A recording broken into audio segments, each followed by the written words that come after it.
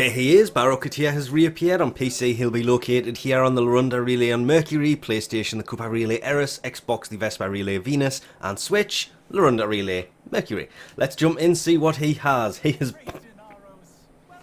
has brought the knee plates to go with the shoulder plates he brought next time. They kind of look like Necromex, but in that little image there they look kind of weird.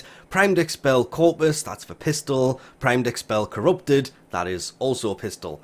There is Scorch, which is heat and status chance of 60%, also for pistol. Very pistol heavy for some reason. And Tempo Royale, rare, stands for heavy blades. There is the Bronze Kubrow Bust. There is the... oh, okay. For some reason, the image for the Katia Atmos mask does not look like the Katia Atmos mask.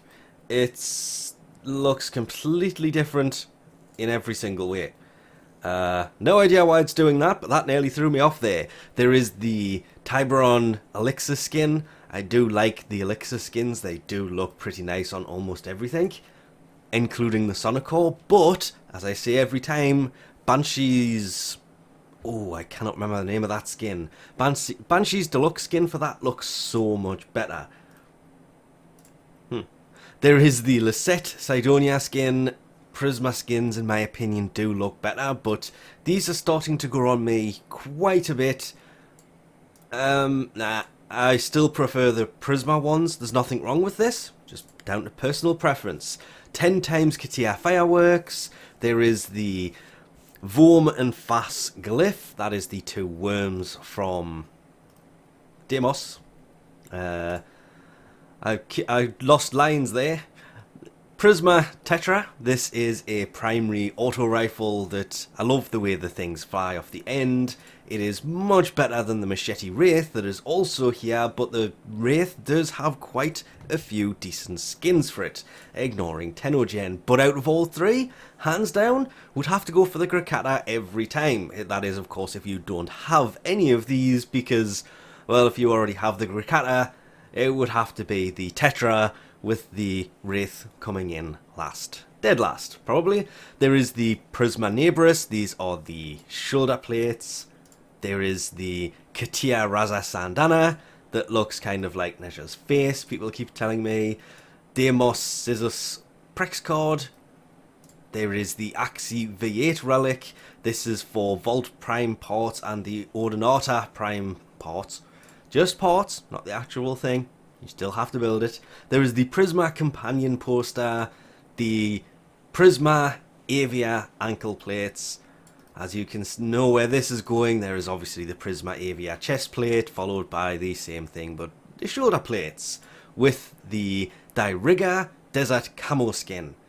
For a Sentinel, you never see that often. It does have possibly one of the nicest skins for Sentinels. There is the Sands of Inaros blueprint fixed item, will always bring that every time. Something looks different about that, but probably isn't. And there is the Baro Void Signal if you have Inaros Prime equipped when you come to see him. That item does stack, though picking up that many is not really worth it, and they are tradable. So you can pick it up every week and trade it if you see fit. Jumping into console really quickly, I missed the key point there. There is, and this thing was actually tons of fun to use, and it worked really well if you can get the animation to kick in, so come on, there you go.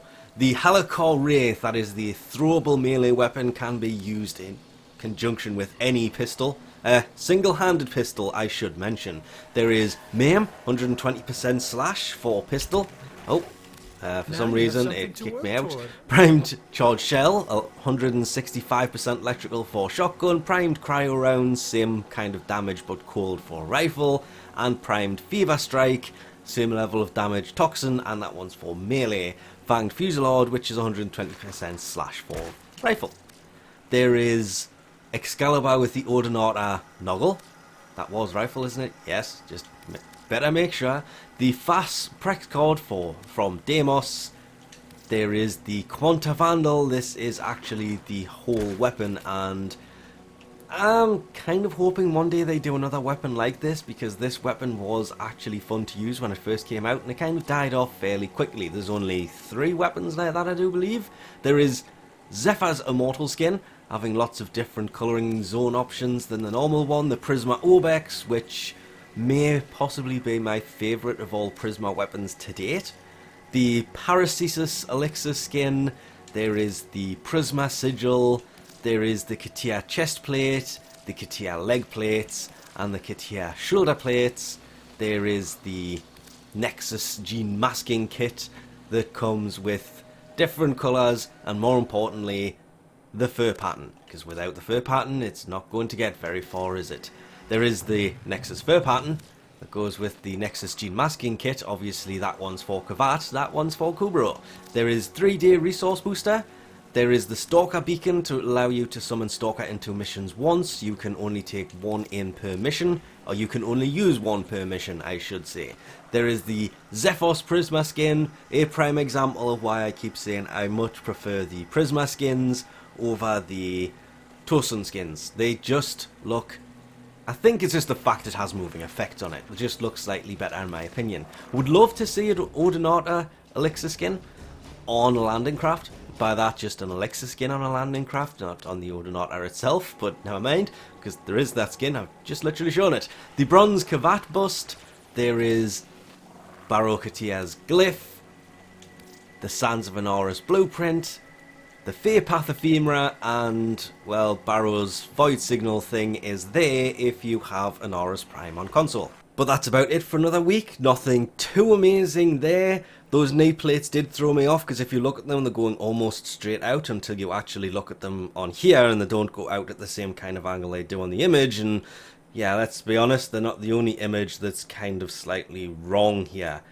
Unless that is supposed to be a completely different item and the image is right for what it's supposed to be here. But he'll be around for 2 days. Anything you want, you have until he leaves on Sunday to get a hold of. If you can't, as always, no need to panic. Everything he brings will cycle back through eventually. And for TennoCon in July 17th, he will bring everything to anybody who has a digital pass anyway. So with that, I think we'll leave this off here. Thanks for watching, and I'll catch you next time.